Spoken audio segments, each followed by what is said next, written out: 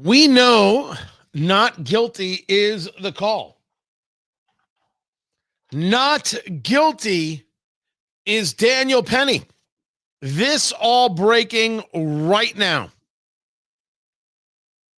We're talking about Daniel Penny, Marine, on the subway in New York. On comes Jordan Neely, a guy who is acting the fool. He is being aggressive. He is threatening. He is screaming at people. I don't care if I die. I don't care if you call the police, this, that, and the other. Daniel Penny doing what a rational person does, trying to stop somebody from threatening and attacking others.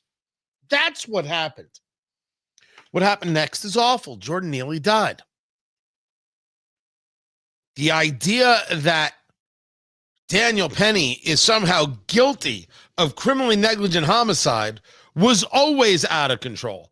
But in Alvin Bragg's New York City, everything and anything, all things are possible at all times. Tony Katz today. What's going on, everybody? Find it all at TonyKatz.com. I'd appreciate it if you would. And of course, if you like the live stream, that happens from time to time. You can check that out on the Twitter X or on the YouTubes at just search for Tony Katz and you'll find it right there. Not guilty. Because first what happened was that you had part of this being dismissed. You had some of the charges against Penny gone, the manslaughter charge, which was the top charge, because jurors were hung. It was a hung jury that could not reach a unanimous decision. So what the judge did was the judge said, well, we're done with this here. Now we'll go on to the other one. We'll go on to the other charge and we'll see what happens. And what happened was not guilty. This is absolutely excellent news. And the people who are obnoxiously daft and purposely ignorant are the people who will go about saying, oh, sure, so a white man can kill a black man in New York without a problem. I never heard this referred to as the activist's fallacy until recently. I do this for a living, guys. I have engaged in a lot of conversations with a lot of people. I've discussed a lot of issues. I never once heard it referred to as the activist's fallacy. So the activist fallacy is actually a dose of Marxism. And what it involves is a word play that is purposeful to try and shame other people from speaking. So if I don't favor the thing that they favor, I must favor the worst result that can come from not favoring the thing that they favor. So the activist fallacy is we believe in nonstop abortion. And I say, well, I don't know about abortion in the 9th month. Oh, okay. So you think a girl who gets raped should have to carry the rapist baby to term? Whoa. Nobody brought up rape. No one brought it. I'm just saying that I'm not so sure about an abortion in the 9th month. Oh, so you don't think women should have control of their bodies? Oh, so you're just in favor of Handmaid's Tale. Well, I do like the red uniform, but I'm not in favor of it. I'm just saying that this is the activist's fallacy. This very idea that somehow you go from 0 to 100. There is no pass and go. There is no collecting the $200 from 0 to 100.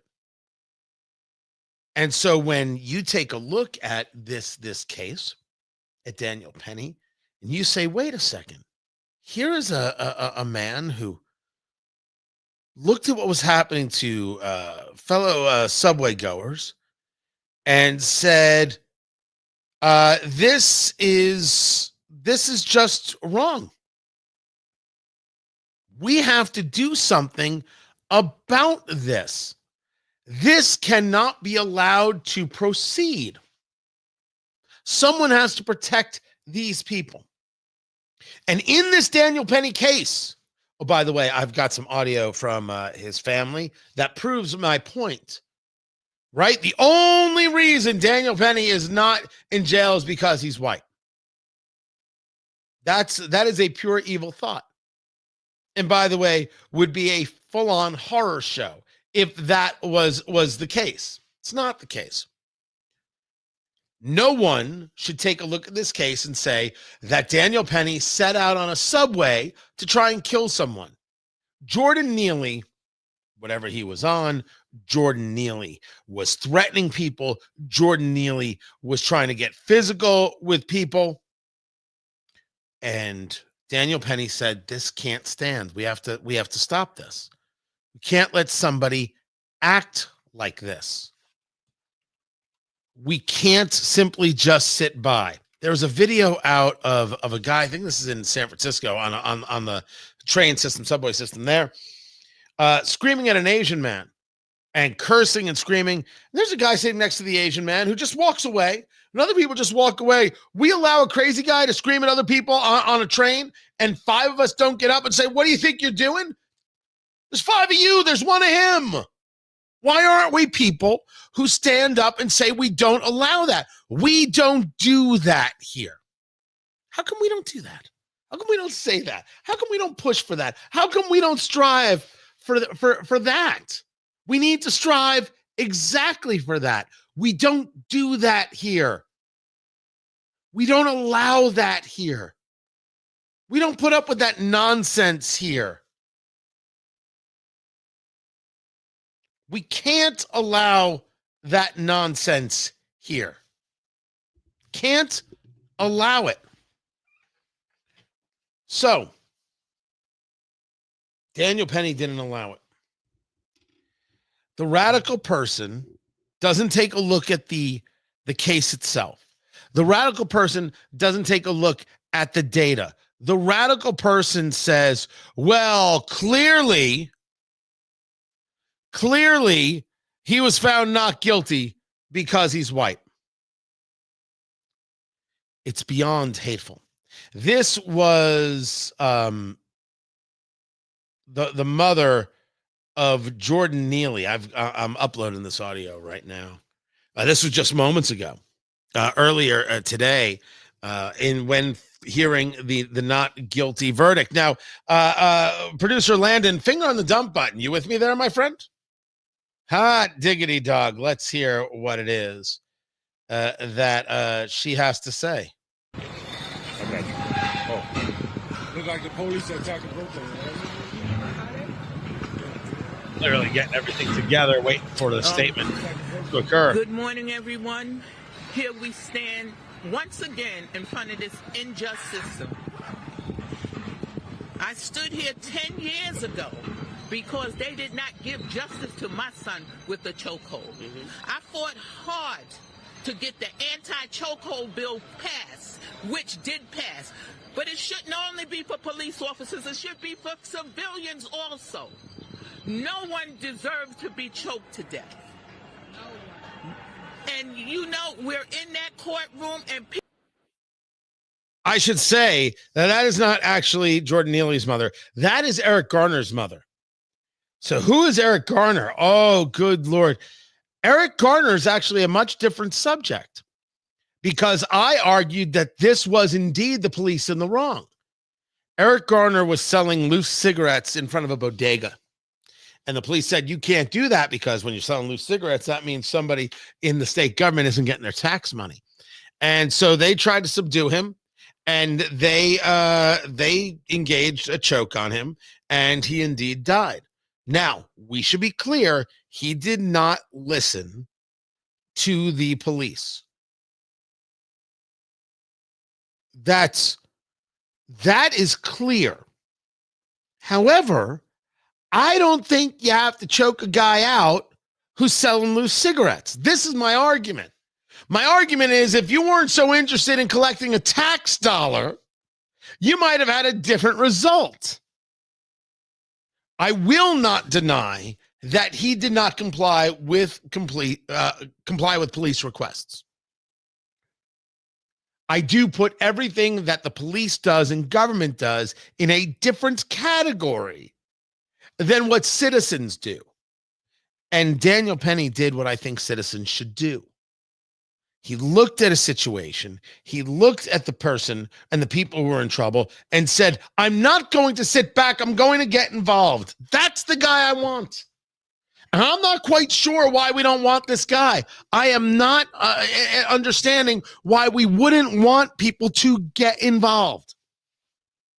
And what happens now? Maybe this is the whole point. All right, so you don't get the guilty verdict on Daniel Penny, but now you stop people from being proactive in their own defense or the defense of others? Can I ask if the society is indeed better off if we're not engaged in our own defense or the defense of others? It is madness. I'm overjoyed with this response. I'm glad that he was acquitted, but we're not having the larger, broader conversation. You see somebody being harassed on a train, you say nothing. You pull out your phone and you start recording. Is this what you do? Oh, I'm gonna get a lot of clicks. World Star. I don't even think World Star exists anymore. Producer Landon, does World Star exist? No, it does. Oh my gosh. Well, then it makes total sense. Just record and you'll be fine and you'll be making money in no time. Hold on, wait. You're seeing somebody attacking others, threatening others, and you immediately are going to recording? That's bad news. That is horrifically bad news. The story here is, who is it that we are looking at? Who is it that we are really targeting in this case? And it seems that we're targeting the citizenry, saying don't protect anybody because you'll find yourself in front of a jury too, and maybe you won't get so lucky. I think there's a lot here to break down. We will keep going to it. That in not guilty, the manslaughter charge was dropped over the weekend. The criminally negligent homicide charge, not guilty, is Daniel Penny. I'm Tony Katz. This is Tony Katz Today. So, guys, hey, good to be with you. We're in commercial break right now. Okay. So I'm starting to think that my set here is not it is clean. It is clean and it is gray. It is both things, right? So replaced the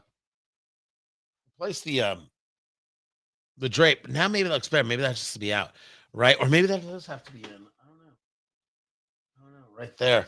Gotta do that. And then of course got the TK behind. But I don't know, man. I do not know about this set. Like it's cool. Maybe it's too close of a shot. Maybe I do really need to widen it out. But isn't it supposed to be like on me? And I look this way and not this. Gosh, I'm gonna need some professionals. We're gonna need the boys in the lab to kind of put that together.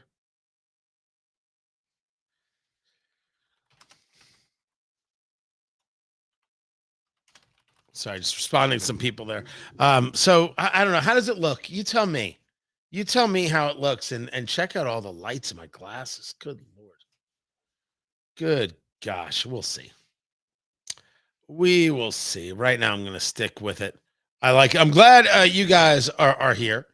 Find everything at TonyKatz.com. If you would. I'd appreciate that as well. And what else do I have to get into? I have some ridiculous audio from Jen Psaki, and then I have got.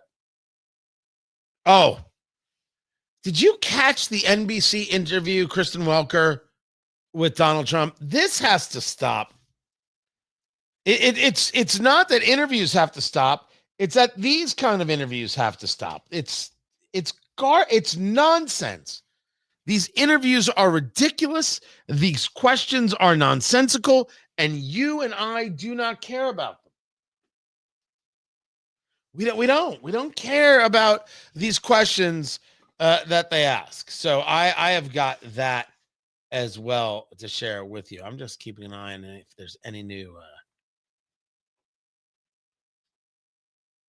flip side. Okay, and I also have, I don't know if I'll get to the audio of Jordan Neely's father. I'm not sure if I've got that right there. And let me get to this.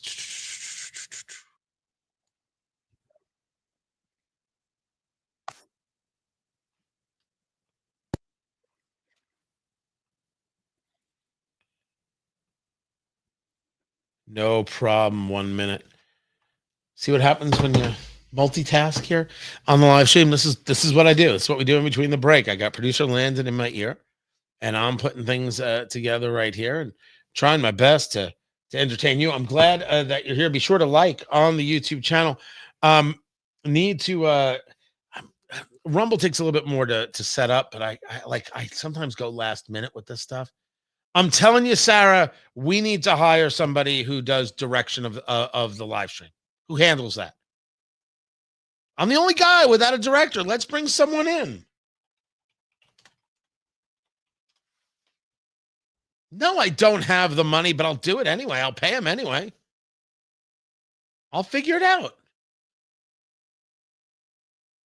I always have. And I mostly pay on time. I pay on time. All right, let's get back to the show.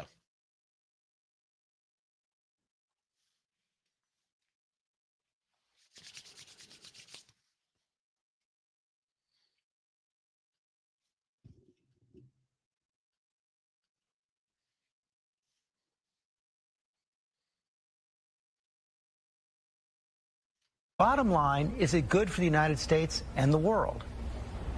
Well, it is good for the United States and the world that a murderous dictator whose family has ruled Syria with an iron fist for half a century is gone.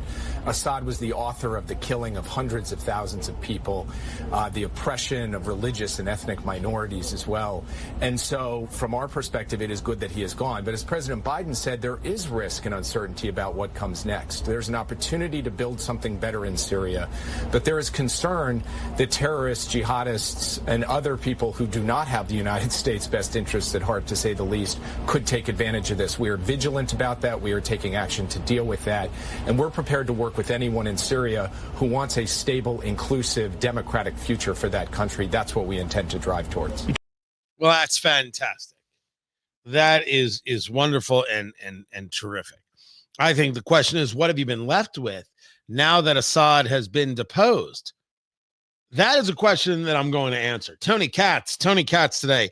Good to be with you. Chuck DeVore joins me a little bit later. We spoke earlier about, well, the entirety of the situation, because you got to have the history to understand what has happened, to understand what might be coming. There is a connection here in regards to Muammar Gaddafi and removing him from power in Libya, and the vacuum that took place, the power vacuum, the Muslim Brotherhood that took over, the religious fundamentalism at play. These rebels, these are not like Star Wars rebels. These are not your hero. There are no cute Wookiees. I don't know. I haven't seen them all, but this is not it. There is a real issue at play here. It doesn't mean that Assad, you feel bad that Assad's gone. It's just a recognition that these things don't exist in a vacuum. They don't. What does exist is, once again, MSNBC wanting to engage in the full-on fear factor with their audience. And this was Jen Psaki, who for years knew that Joe Biden was incapable, Joe Biden wasn't in his right mind, and said nothing. Remember, she is part of the conspiracy to defraud the American public and lie to them about the condition of the President of the United States. That's the way I see it. As a matter of fact, I don't even know how anybody else sees it any other way. She, who has been given a show on MSNBC, which I want to be clear, if they offered, I take. If they offer, oh, absolutely. I should make the offer to them, but I've got a couple of ideas. It's time to break through because they got to at least try. No one's buying this network. No one is buying MSNBC for what they have right now. They're buying it for what it could be, what they could recreate. MSNBC is on the block. It's for sale. This was Jen Psaki regarding Trump and NATO. Policy as well. Of course, we're all watching what's happening in Syria. The government has been toppled. I talked to him about Ukraine and NATO. Boy, he really left the door open to potentially pulling out of NATO. He certainly did, which I don't think should be a surprise. He also refused, after you pushed him repeatedly, to answer the question as to whether he talked to Vladimir Putin. Yes, and when you look I tried. when you look at the statement he put out in response to Assad fleeing the country, it was almost defensive of Putin and defensive of the Russians' interest. So this is definitely a massive shift. There is an allegiance, an affinity for Russia that is different than what we have had in Democratic and Republican presidents for decades. First, no one has more of an affinity for Russia than the Democratic Party, and the progressives lousy with communists and Marxists, which they are. Maybe it's not this Russia, but it certainly is Russia. Secondly, Trump is not leaving NATO. It's all tactic. We haven't figured this out yet. You want to get people to pay in. You want to get people to pay what they're supposed to. If you're supposed to be putting in 3% of GDP to NATO in order to ensure your safety and security, well, then you got to put it in. Otherwise, you're just relying on the United States to provide your safety and security, Europe. And the answer is, oh, hell no. That's the argument. Jen Psaki is upset that Donald Trump reset a conversation, forcing Europe to pay up. And you know what Europe is doing right now? They're paying up. They're paying up every which way. If Trump is hinting in any way, shape, or form about not staying with NATO, if you were to take that seriously and not as the total Trump move that it is, it's like you haven't been paying attention for the last 8-9 years. But remember, at MSNBC, it isn't about paying attention. It's not about an honest assessment, an honest presentation. That's not what it's about. It is about fear and destruction, which is why they have no audience. Everything was our side is great and their side is the threat to your life every hour. And people bought into it. People believed it. And then they saw the debate with Trump and Biden. They said, wait a second, Joe Biden's not okay. And you pivoted to Kamala Harris, even though you may not have wanted to, because maybe Biden screwed you over, or maybe Barack Obama and Nancy Pelosi aren't the smart operators that they always told us they were. And you said Joe Biden who, and Kamala Harris was the future, and you said joy, and you said vibes, and it's wonderful, and it's great, and oh, she's going to win, and David Plouffe says she's going to win. There's Ann Seltzer in Iowa saying Harris by 3 in Iowa, and she loses by 16 points in Iowa. Trump won by 13, but if you consider the +3 in the polling, that's a 16-point spread. But Ann Seltzer wasn't telling the truth. Now, was she? At least that's what we can take from it. And the people said, well, you said that Trump was a threat. You said Harris was going to win. And MSNBC said, And then there go Joe and Mika to hang out at Mar-a-Lago. And there's Joe Biden shaking his hand and Jill Biden taking pictures. And your audience said, you guys are liars. And the only people left are people who want to be lied to because some people really like the pain. They like to be made afraid. And Jen Psaki's more than willing to help them with that. I'm Tony Katz.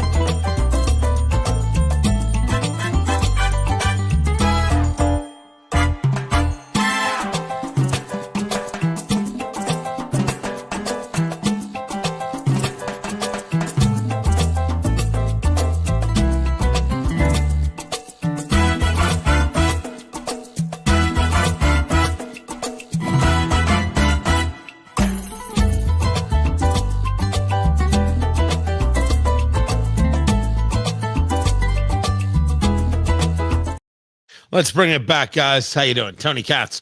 Good to be with you. If this is your first time here, welcome. I have yet to come up with a studio shot that makes me happy. I end up in this kind of sideways stance, although sometimes I do turn this way. But I don't know. I don't know. I'm honestly thinking I've got to rebuild the whole thing, and it's very gray. I got the new curtain. The curtain was black, and so the problem is, like, if you're wearing black, it'll blend in, and so sometimes I have like a black jacket or whatever for TV or whatever wasn't working, so I went with the gray. It's all right. So the gray is good, but it's not.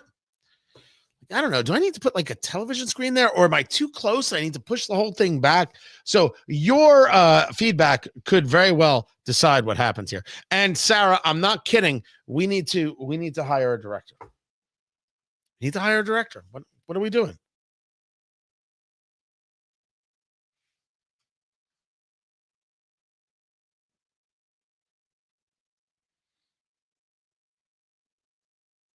Yep. Well, the average person believes, whether they voted for President Trump or not the first time, that we survived it.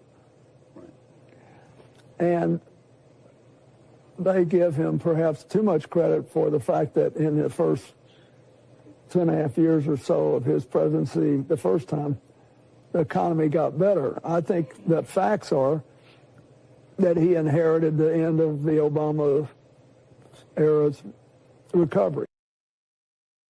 That is Bill Clinton, for whatever reason, being interviewed by Joe Scarborough, saying that Trump gets too much credit. Oh gosh, these people, they never quit. They never ever quit. The whole thing is just surreal. Tony Katz today. What's going on, guys? It's good to be with you. Find everything at TonyKatz.com. I need these interviews to stop. And this has to do with Trump's visit to Notre Dame, of course, the rebuilding after the fire, which the only reason I remember the fire is because on that day, it's like 5 years ago, I'm in Indianapolis, Indiana. That's where I live. And I'm sitting in the chair at the studio before I had my own studio. And I'm waiting to go on with Dana Perino. She had the afternoon show at the time. I'm waiting to go on with Dana Perino. I'm sitting in the chair, and there's the monitor, and there's the fire. So they're talking about the fire. Okay, I understand. All right, we're going to push a little bit. We're talking about the fire. Okay, we're talking about oh my gosh, this thing is just nonstop. This fire is not quitting. I'm like, all right, I'll sit here in the chair because I'm watching it, but I know I'm not getting on today. I am aware this is the story. It's the only reason I remember it in I guess detail, if you will. So they do the rebuild and everything else, and it's pretty incredible. And Trump is there, and world leaders are meeting him. I'll get into all that, and the handshake will not groan, which I think people are getting all wrong. Look at how Trump dominates the handshake. That's not the story. It's not the story. There is a far better story than just some handshake. And we will get into that. But there is a moment or an interview that comes out between Donald Trump and Kristen Welker, comes out over the weekend, coinciding with. And Kristen Welker, who now gets to host Meet the Press. First of all, do you miss Tim Russert? Because I do. Kristen Welker, I can't make this up. This is how it starts. And finally, I asked the president-elect about this extraordinary moment in time. He is taking office against the backdrop of a country that is so sharply divided, and when he has yet to concede the 2020 election, which he lost. Why? First of all, why are you bringing up 2020? Why are you bringing up concessions? Why are you bringing up the fact that he lost? We know that he lost. He's not the president until January 20th. We're fully aware that he lost. Why is this coming up? This is the kind of interview that needs to stop, because this interview has nothing at all to do with Americans and what matters to them. This has to do with progressives and whether or not they're making sure that Donald Trump is forced to account for his actions. Guys, he wasn't president for the last 4 years. Doesn't matter what he said. Doesn't matter if he said out loud concession. I concede. You know how I know he conceded? He left. He didn't stick around. All you're talking about sticking around and peaceful transfer of power, the whole thing, January 6th notwithstanding. By the way, Nick Searcy scheduled to be with us tomorrow to talk about January 6th, the actor and filmmaker and the research he's been doing. He left. Nobody had to point a gun at him. He left. And he hasn't gone back except when invited after the election, to which Joe Biden, who referred to him as a threat to democracy and wanted to, and I quote, smack Trump in the ass, shook his hand and said, Donnie, my boy, did you see Corn Pop out there? He's a mean dude. You got to give him the old 23 skidoo treatment. They lie about everything. But why in the world would he need to concede? Why is this a subject that you would broach with the president-elect of the United States?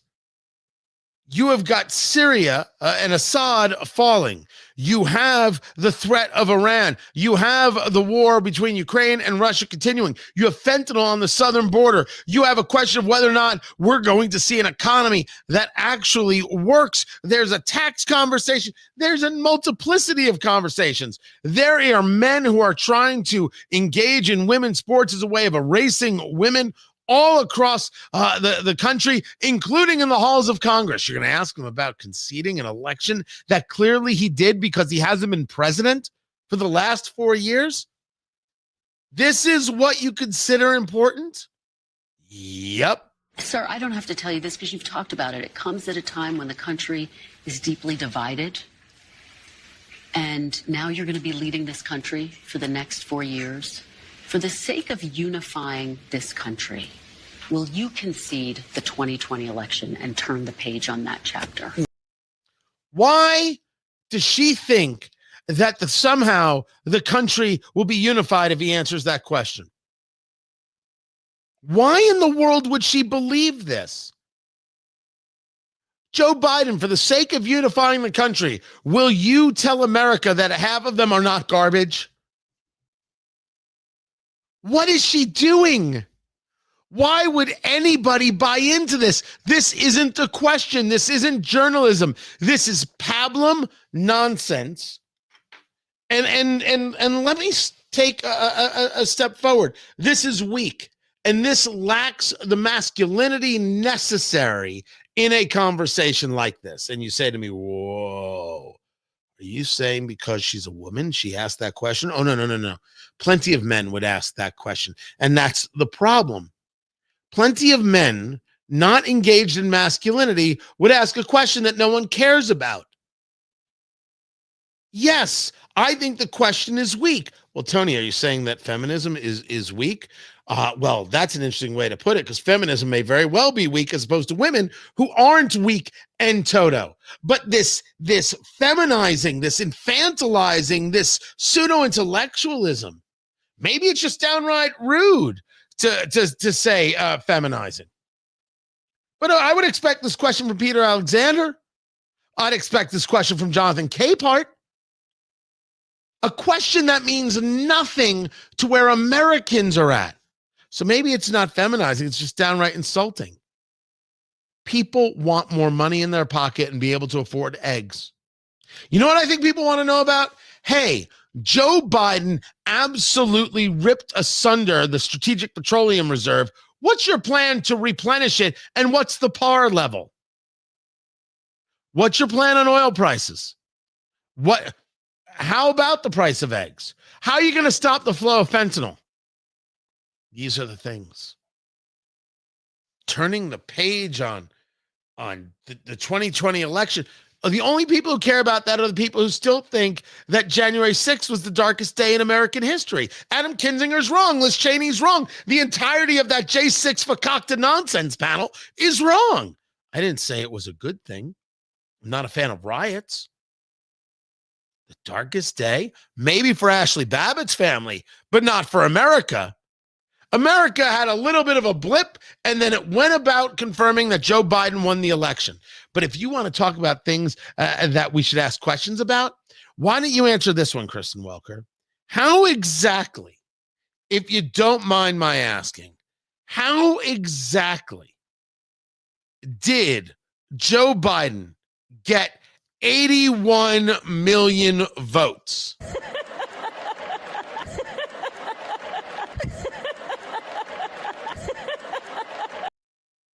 How'd that happen? Are you telling me that Democrats are such bigots, sexists, racists, that 6, 7, 8 million of them stayed home for Kamala Harris, but showed up for Joe Biden in 2020? Huh. That's a take. That is a take right there. I don't know if I believe you. I do not know if that's real, or maybe the 81 million number is such complete and total nonsense that what we should be looking into for the 2020 election is how much cheating took place with mail-in voting. 81 million Americans. To Trump's credit, I thought he answered well. I'm sorry. That was not Trump right there. That was not Trump right there. And finally, don't make me start over again. Don't make me do that. Oh, I hate it when it does that. I'll try and work it this way. Ask the president-elect about this extraordinary moment in time. He is taking office against the backdrop of a country that is so sharply divided, and when he has yet to concede the 2020 election, which he lost. Sir, I don't have to tell you this because you've talked about it. It comes at a time when the country is deeply divided. And now you're going to be leading this country for the next 4 years. For the sake of unifying this country, will you concede the 2020 election and turn the page on that chapter? No. No, why would I do that? But let me just tell you, when you say the country is deeply divided, I'm not the president. Joe Biden's the president. But you're going to be. Joe Biden's the president is a great answer. And then Welker's like, well, you're going to be president. No. I'm not the president. So when you say it's deeply divided, I agree. But Biden's the president. I'm not. I think it's the right answer from Trump. I think it is indeed the right answer. And let's take a look at who has done it. Let's take a look at the guy who's been divisive, the party that's been divisive, all the finger wagging and all of the hateful stuff that you, Welker, are now playing into. Oh, but it's still on Trump. And he has been a divider. And you know where he divided it more than anything else, and it probably backfired on him, I think definitely, is weaponization. When he weaponized the Justice Department and he went after his political opponent, me, he went after his political opponent violently because he knew he couldn't beat him. And I think it really was a bad thing, and it really divided our country. It's not that he didn't handle it well. It's that, aren't we exhausted by these questions? We need better questions. We need better thoughts. We need better ideas. We need better engagement. And NBC can't give it. They don't want to give it. Why are they still being rewarded? Now, there is a philosophy. You speak anywhere. You speak all the time. You engage this way, that way, and the other way. Of course you do. And I get the argument. I get that your job is to have a conversation. You know what? Some people haven't earned it. Donald Trump, some people haven't earned it, sir. I'm a guy who thought you were a heavier lift than Ron DeSantis in the primary. I still hold to that. But here we are. A solidly run campaign, which it was. getting over the hump of bringing in JD Vance to letting him get to a place of comfort where he then was able to shine. You overcoming that debate, which wasn't great, sir, wasn't the end of society, just wasn't great, to getting into a place of just having a good time and people saw it and recognizing that and being able to juxtapose it to clearly the Kamala Harris fraud. And then people realizing what a mess Tim Walz was, realizing what a mess Kamala Harris is. Great stuff. Great stuff. But I'm more of an honest broker and would have a stronger conversation than anybody on NBC. And what we deserve now are strong conversations. Stop humoring these people. They aren't serious. Stop wasting your time answering their questions. Answer them from people who are serious. That change has to come. I'm Tony Katz.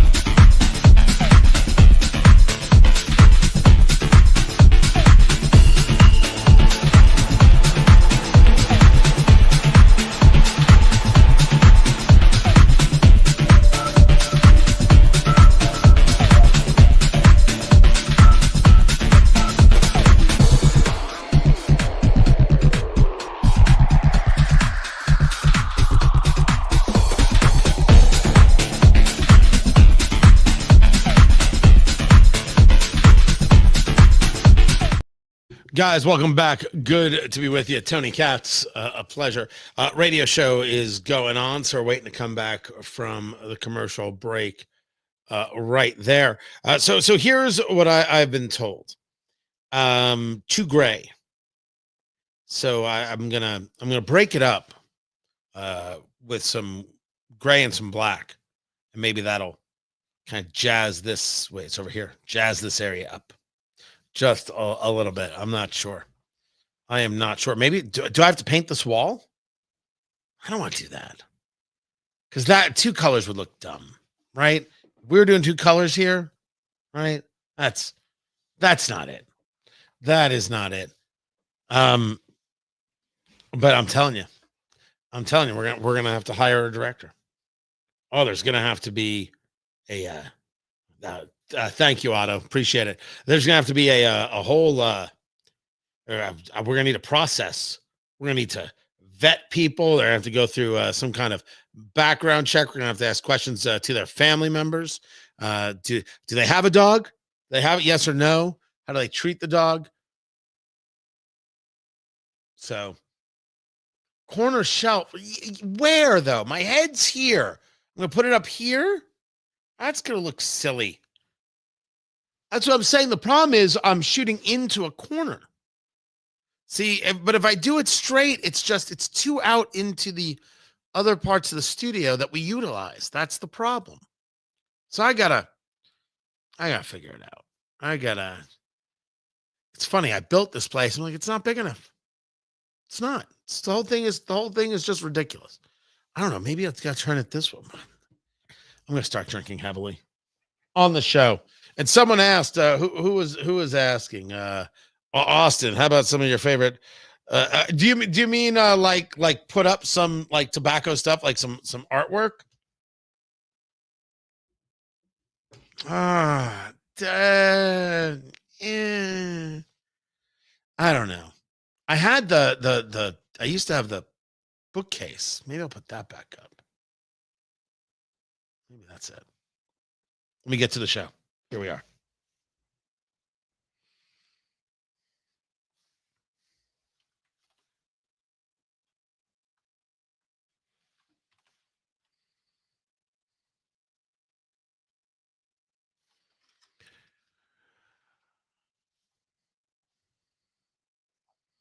Detained.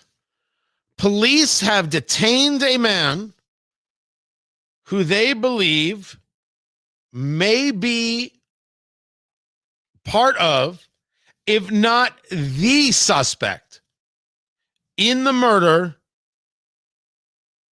of the healthcare CEO, Tony Katz. Tony Katz today, busy morning. Pennsylvania police have a person of interest that they suspect is the killer of the United Healthcare CEO, Brian Thompson. The headline right there from the people over at Newsmax. It was found sitting in a restaurant, found to have a gun similar to the type believed to be used in the murder of the CEO. This is Altoona, Pennsylvania. A local citizen calling police after seeing him in the McDonald's. Had a fake ID on him. This is all just breaking. We'll have more on it. I'm Tony Katz. This is Tony Katz Today. And with that, guys, I appreciate you.